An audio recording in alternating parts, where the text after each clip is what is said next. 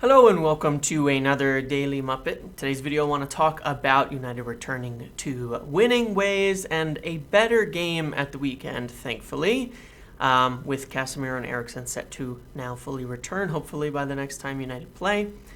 And talk about a few little things with the takeover. There's not much I can say, but I do have a couple small pieces of information, as well as talk about budget plans and some of the names that you're hearing out there and what it all means put together.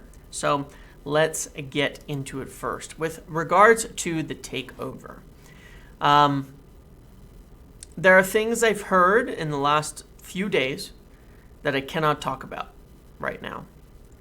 But what I can say is that I know that there are things going on from the interested parties themselves that would lead to indications that things should still move forward. And the expectation in terms of timing has kind of moved on and on. I think there's more going on than meets the eye. And what has happened here is Qatar and Ineos have both stopped briefing anybody in the media as they move into these kind of maybe a little bit tighter stages. They don't want to keep bidding against each other, things like that. So all I can say is that there have been things going on in the background. And in the meantime, the Glazers were set to make a decision by the end of the weekend and move forward here imminently on what comes next, which very well could be an individual group, an individual party, I should say, as to who is next. It still sounds good for a sale, but it is now, from the outside, from the perspective of the other parties involved, Ineos, Qatar, but it really is just down to the Glazers now. Here, they're waiting for their kind of word on something that they're supposed to get. And it's tough. It's tough for me to say without the things that I cannot say. At the same time, with the sales stuff right now, getting information about it, good information about it, is like squeezing, it is so hard to get any kind of detail that some of it comes across very, very vague.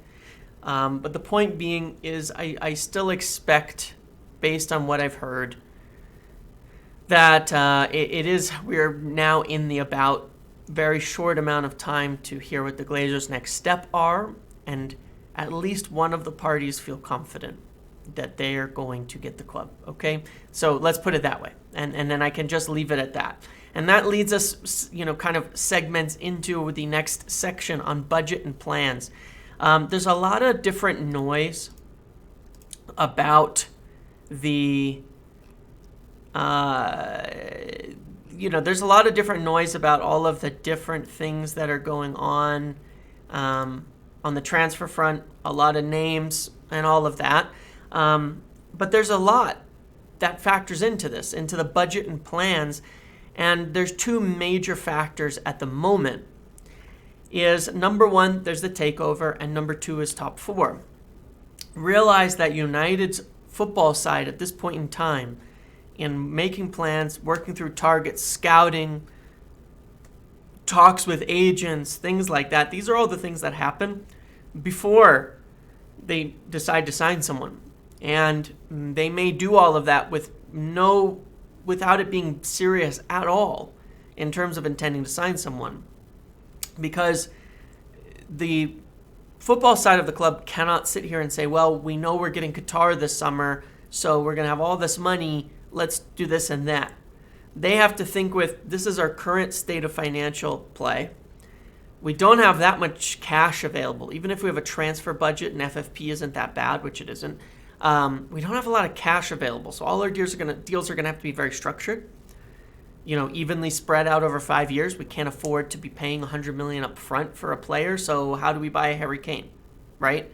How do we buy potentially? What does that factor into Victor Osimhen? What does that factor into, Gonzalo Ramos? What does that factor into all of these? If we have to spend a bunch of cash up front on one of these players, we don't have any money for these other plans. So they have to look at all the different scenarios and kind of play them through. And some of it is very complex and based on budgets, finances, and things like that. It's also based on they have to face the reality of what if they do miss out on top four. I think United will get it. It was a much better game at the weekend.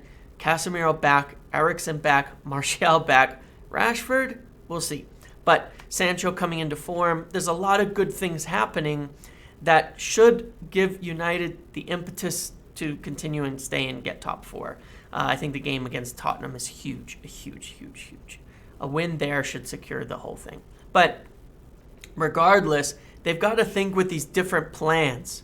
They've got to think with all of it. So when you see names like I don't know how to pronounce this guy's name, but the guy's name from Feyenoord, the midfielder, my understanding is he's not even a primary target in the slightest. Somebody noticed by scouts and things like that. That's it. Down the list, probably from the major priority targets, a story, and we'll talk about the midfield in a second, but the point being they have to have, everything goes well, everything goes mediocre, there's the budget and there's the cash and there's the things like that they have to factor in. And number one is that striker situation, and so that affects it. Moving to the midfield to talk about that in particular, that name, for instance, for the player from Feyenoord is down the list. It's just a player that's taken of note. An article came out over the weekend from Mike McGrath at the Telegraph about McAllister and Caicedo, and I would very, very strongly pay attention to that article. I had some information about both Caicedo and McAllister on our list, but I had specific information that United had been definitely very interested in that, and they're waiting for after the cup game to potentially approach and make some talks with both of those players to see. I think both would be very interested, very high up the list of types of players that they would want to bring in. And again, it's a little, ideally this summer in the midfield, you have departures of Van de Beek and McTominay as the profile of attacking 8 and a 6, and you're being able to replace them. You get someone like Caicedo, he could potentially do both, where he could back up Casemiro, but also play next to him in that 8. I don't know about that personally, but he could, and it gives you a lot of flexibility there. Someone like McAllister definitely can play next to Casemiro and Bruno and be a straight Eriksen upgrade, a very, very strong player. I think that those are two names to very, very much keep an eye on, and I think McAllister and anyway, I would keep a strong eye on those. But part of the situation is, as well with the midfield, is there's a lot of teams looking.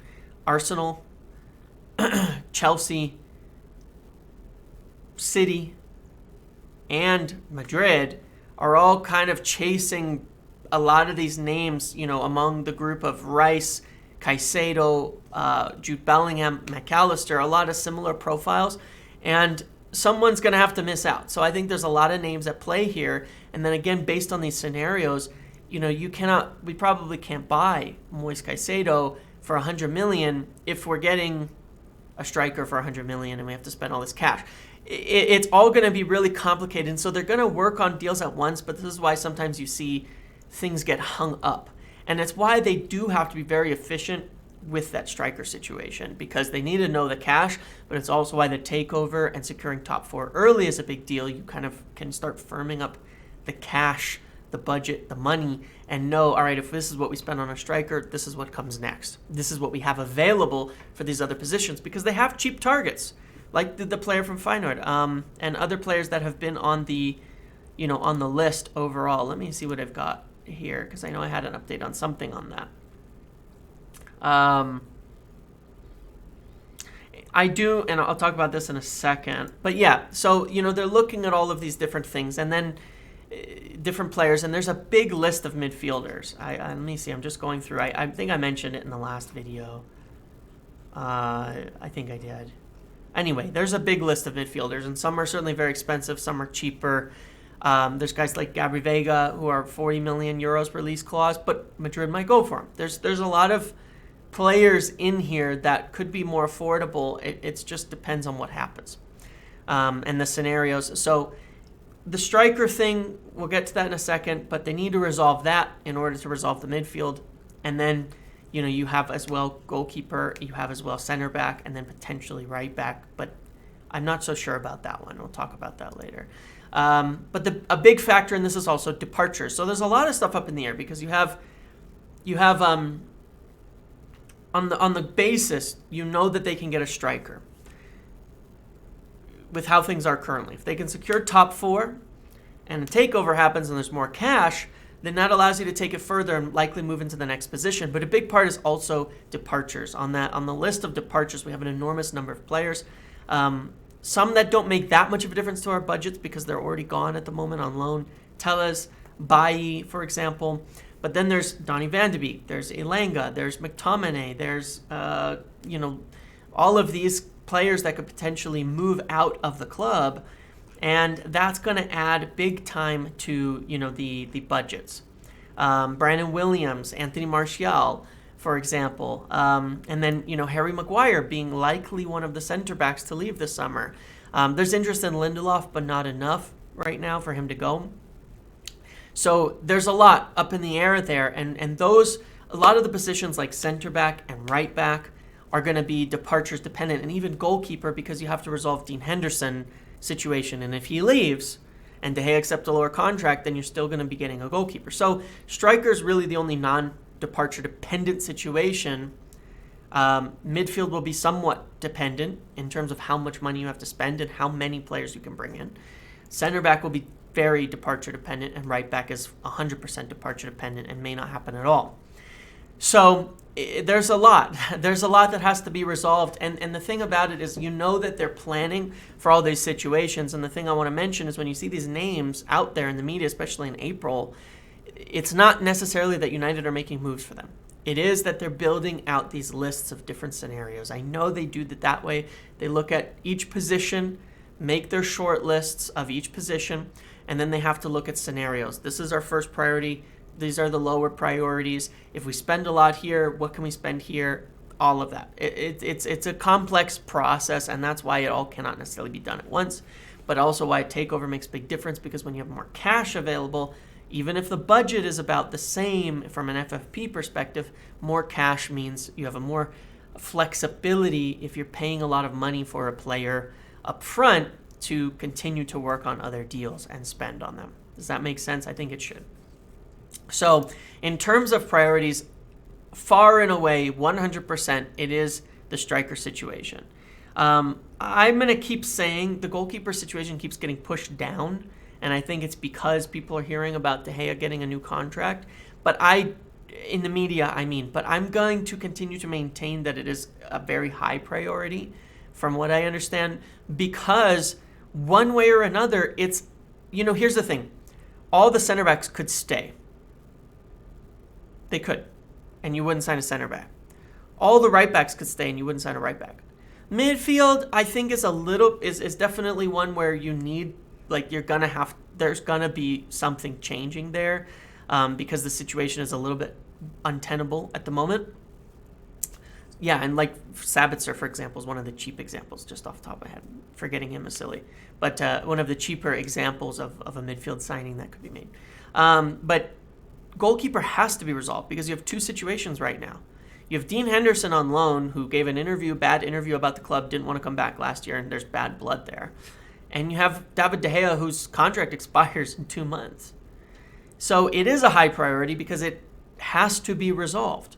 And you have to have two competent keepers. And Tom Heaton and Jack Butland won't be here. So right now you're looking at one keeper who doesn't want to be here. July 1st. That's in the real world. July 1st, you have Dean Henderson as the only senior keeper under contract, from as far as I understand it, unless I'm missing something. It is a high priority to address. Striker, goalkeeper, midfield, and then departure dependent strongly how many in the midfield, center back, right back last. I think that the right back situation, again, it's one they're looking at, they're interested in, but they would strongly consider the money is better spent elsewhere, especially if they can get someone like Urian Timber in who could fit both be a center back and they could get a different right back later. So I would just think of it that way in terms of priority. But number one is striker. And until they have the budget and top four and striker done, it's going to be hard to figure out what comes after that. So the names you're seeing, don't overthink it, especially cheaper names and things like that. It's all the different scenarios being built out based on how it plays out with the priorities, with top four, and with the striker. Okay? Let me see if I had anything else I wanted to mention today. I think I do have a couple of little tidbits here just in terms of what we're doing. Center back, I would keep an eye, as we mentioned, on Urian Timber and Kim Min-jae. There's targets from both sides. There's Inacio, who is potentially a target. But they haven't done any approach on there. So I think the point being, I know that United have also looked at Schurz at Ajax, but the point being is that if they got a better offer for Lindelof, they'd let him go and target a left-sided center back. If they get a good offer for Maguire, they'd let him go and target a right-side center back. You see, and the priority is that right side, but they have the options for both. Other updates that I have is that Murtaugh and others are set to meet with Daniel Levy, potentially De Laurentiis, about Victor Osimhen. And I know for certain that United have been in discussions around people around Gonzalo Ramos in recent weeks. So they're really moving on this striker situation. They really want to get it resolved. But they're set to meet with Levy, set to meet with, I think, ADL. So you might see stories come out. There were some stories from Portugal about Ramos, about United trying to even get a deal agreed right now, but they want to wait until their season is settled before having detailed discussions about that. So just keep your eye on that. You might start to see striker stories come out from there. Okay, that's all I have for today. Thank you for watching this video. Make sure to like, comment, subscribe, turn notifications on. See you in the next one.